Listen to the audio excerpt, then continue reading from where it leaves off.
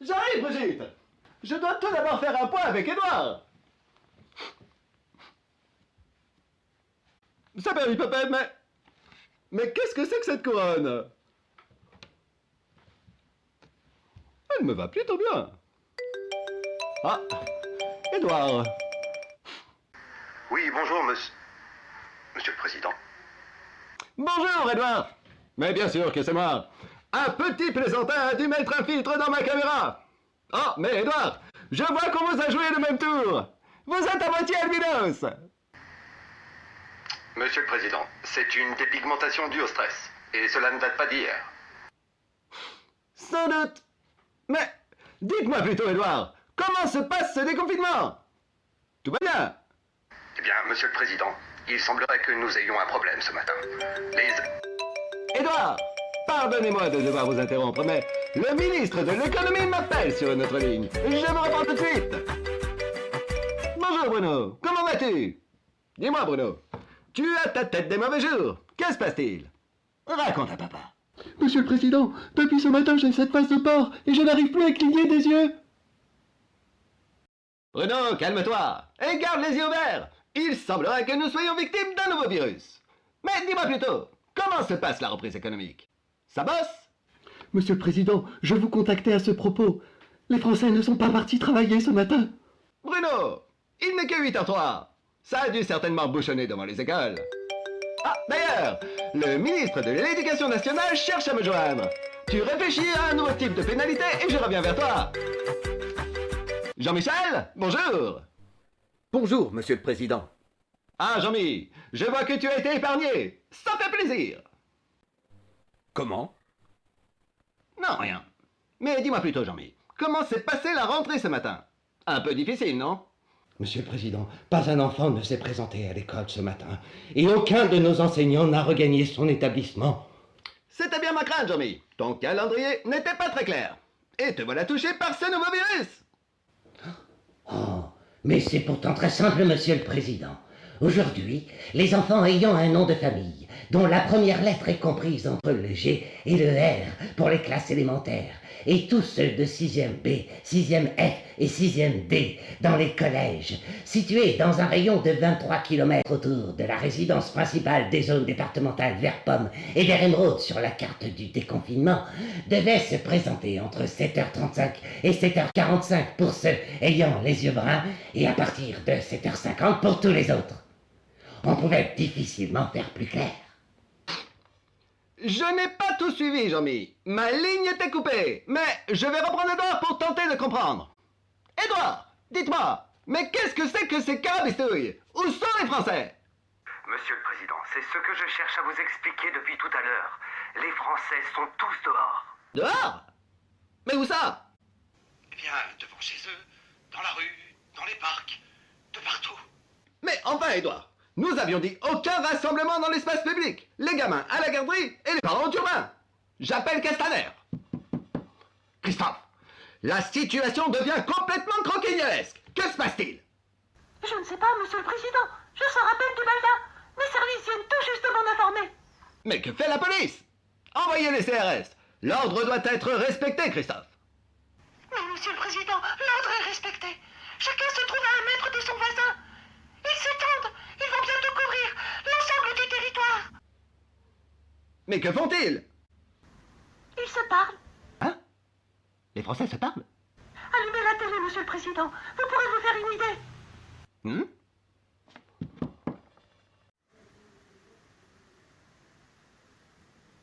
Y a quelqu'un? Je ne vois que Christophe Barbier. Non, non, pas cette chaîne. Mettez le journal des confidents. Des confidents?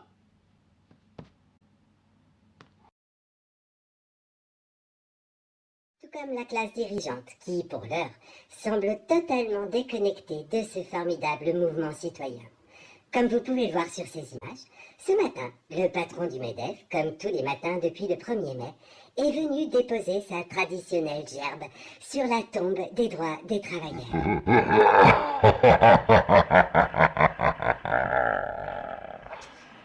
Retrouvons tout de suite nos chers concitoyens à travers ce micro-trottoir réalisé aux 4 coins de la France. Bah moi, franchement, je comprenais plus rien.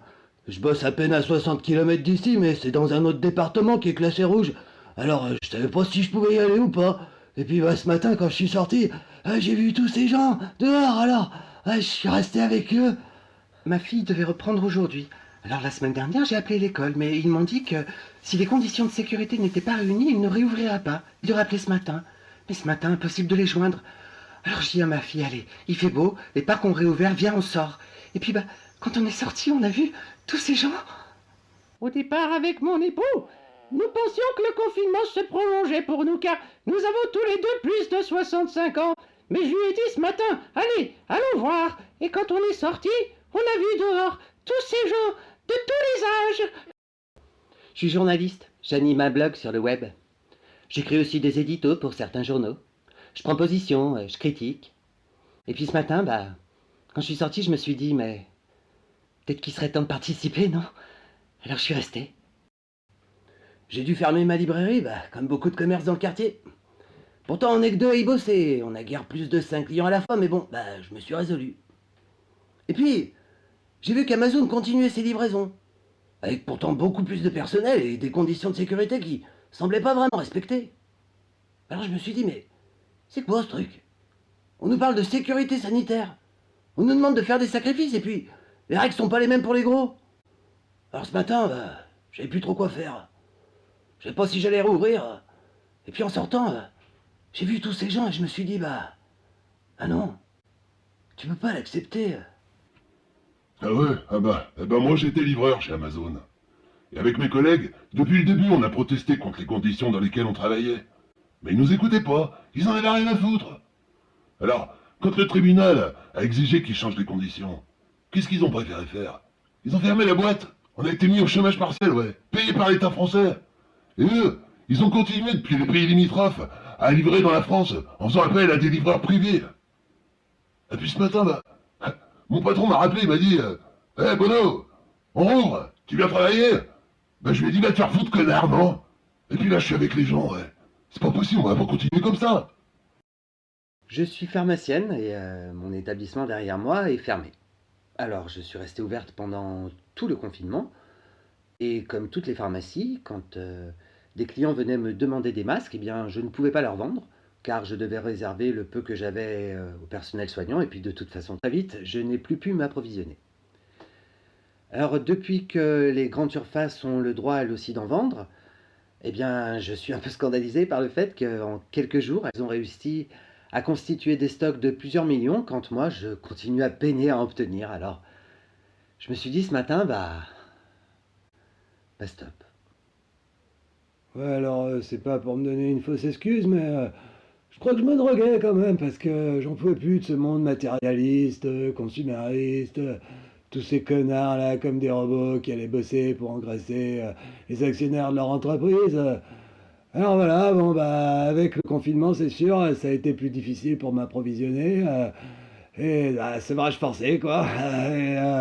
Et puis bah, petit à petit, en redescendant sur la réalité, je me suis rendu compte que putain, j'étais peut-être pas le seul à être en désintox.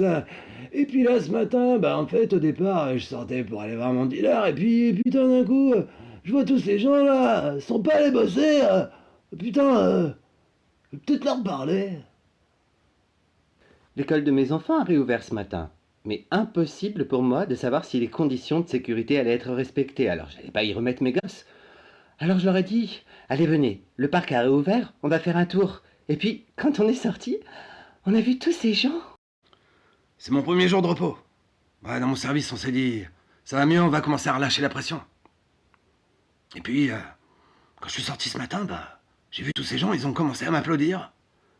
Je dis, bah, qu'est-ce qui se passe? Ils m'ont regardé, ils m'ont dit, le masque ou pas le masque, alors on fait quoi? J'ai dit, je sais pas. Faites comme vous le sentez, l'essentiel, c'est que vous parliez, que vous soyez ensemble. Ouais, bah moi, je suis mi-temps au chômage partiel et puis mi-temps en télétravail depuis 2 mois.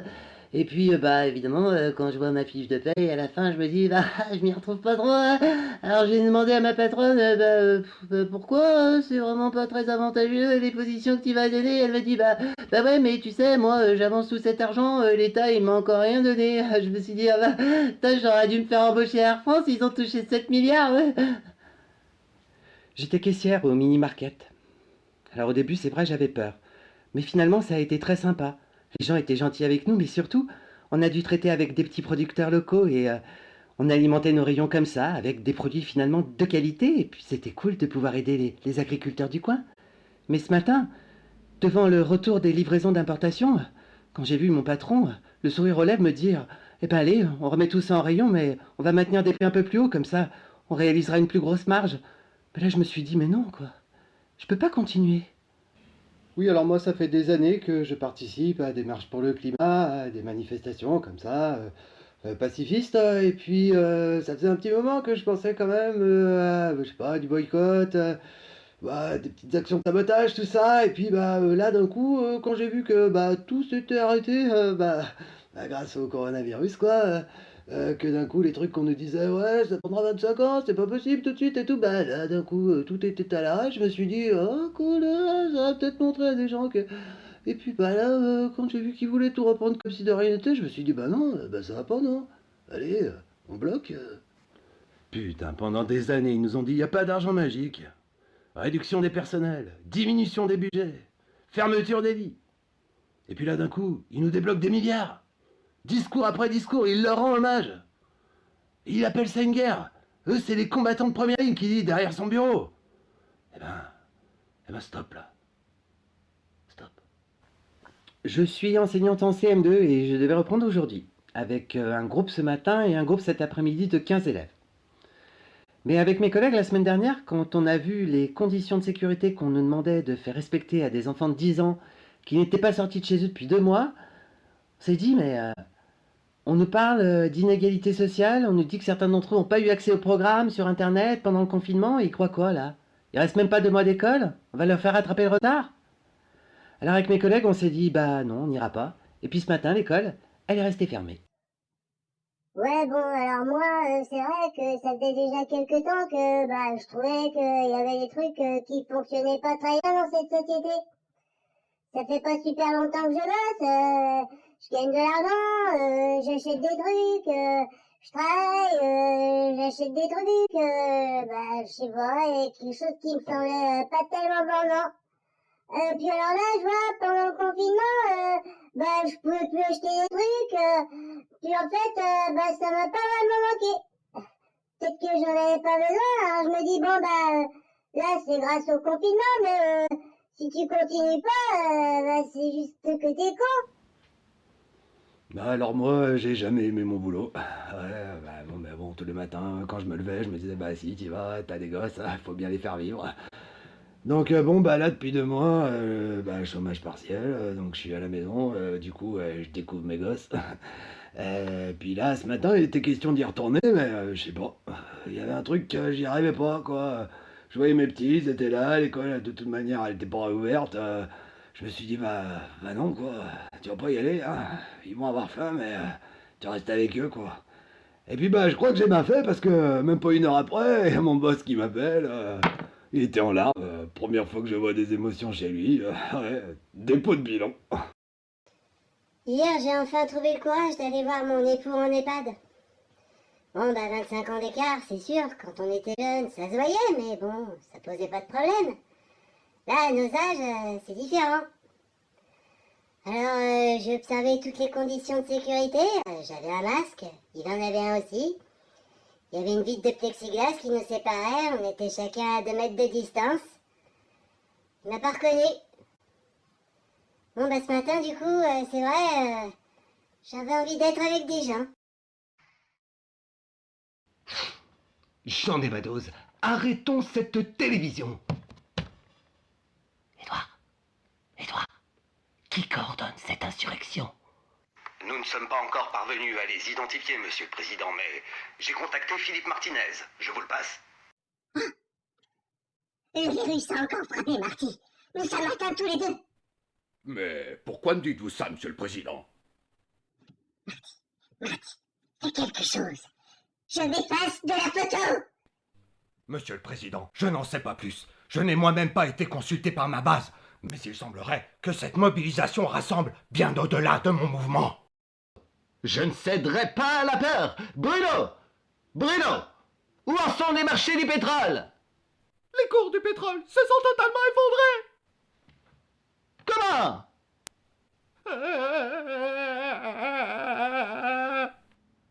Bruno, dans quel état est la bourse? Les marchés sont en passe de s'effondrer. C'est une grève générale qui n'est pas son nom. Vous seul pouvez stopper l'hémorragie, monsieur le président. Appuyez sur le bouton. Bruno, tu disjonctes, je ne peux pas débrancher la bourse. Appuyez sur le bouton. Appuyez sur le bouton. Monsieur le Président, Oui. Qui êtes-vous? c'est moi, votre conseiller. Eh bien, expliquez-moi. Conseillez-moi. Je vais faire de mon mieux, Monsieur le Président. Il semblerait que les chercheurs aient décodé le génome d'un mal très répandu dans nos sociétés, l'asservissement volontaire. Il serait composé d'une séquence de consumérisme, d'une séquence d'abêtissement par la culture de masse, d'une séquence de diviser pour mieux régner, d'une séquence de détricotage des acquis sociaux combinée à une peur du déclassement. Ajoutez à cela la mutation du courage en résignation et une bonne dose de dispersion par l'information morcelée, les fake news et les théories du complot. Alors, ont-ils trouvé un vaccin? Oh non, ils ne le cherchent pas, Monsieur le Président. Ils sont en pleine résilience. Ils vont vers l'immunité collective. Ils disent que le mal est lui-même en train de s'autodétruire. Mais dites-moi, qui a provoqué cet arrêt total de la société? Et nous, Monsieur le Président, en décidant du confinement, Mais comment leur vient une telle organisation? à travers la réduction des déplacements et la découverte de nouvelles chaînes d'approvisionnement et des circuits locaux. Et tout à coup, comme ça, les Français s'unissent et se parlent. Ce sont nos différents manquements qui les ont amenés à plusieurs formes de solidarité. Avec le personnel soignant, bien sûr, mais aussi les caissières, les livreurs, les ouvriers, tous. Non seulement ils se parlent, Monsieur le Président, mais ils s'estiment. Mais c'est moi le maître des horloges. Qui planifie tout ça? Effectivement, c'est vous. Vous avez décidé du 11 mai. Aujourd'hui, les sorties sont sans autorisation et sans restriction de temps. Mais qui structure tout cela? Il semblerait que ce soit un ensemble. Nos décisions contradictoires, nos déclarations à contre-courant, ou bien nos manquements maquillés grossièrement en mesures dites de protection sanitaire. Comment? Vous voulez dire que nous sommes les responsables? Eh bien, Monsieur le Président, je pense qu'il y a une convergence dans le cerveau des Français entre les raisons du dérèglement climatique, la spéculation financière dirigeant l'économie réelle, et à présent, cette perte de souveraineté révélée par le problème des masques ou par l'approvisionnement en médicaments, et qu'il commence à identifier pour tous ces maux un seul et même responsable. Quoi? Cela s'apparente à un changement de paradigme. Là où auparavant, ils voyaient des raisons individuelles et des problèmes isolés, insolubles, leur apparaît aujourd'hui une raison systémique. Qui? Mais nous, enfin, vous. Il semblerait qu'ils en aient terminé avec l'identification avec l'oppresseur. Enfin, que nous en ayons terminé. Emmanuel, je vais vous laisser. Je vais aller rejoindre mes concitoyens. Restez! Je suis votre président! Emmanuel, vous n'êtes plus que le président de votre destinée. Peut-être encore un peu celle de ceux appartenant à votre classe. C'est une insurrection. Oh non, une insubordination tout au plus. Notre engagement nouveau passe par notre désengagement collectif. Allez Manu, ciao. Oh libertad, divina libertad, quiero salir y no me abren la puerta. Oh libertad, divina libertad, quiero salir y no me abre la puerta. Cuando tú te vas, cuando tú te vas, te lleva mi sangre corriendo detrás. Cuando tú te vas, cuando tú te vas, te lleva mi sangre corriendo detrás.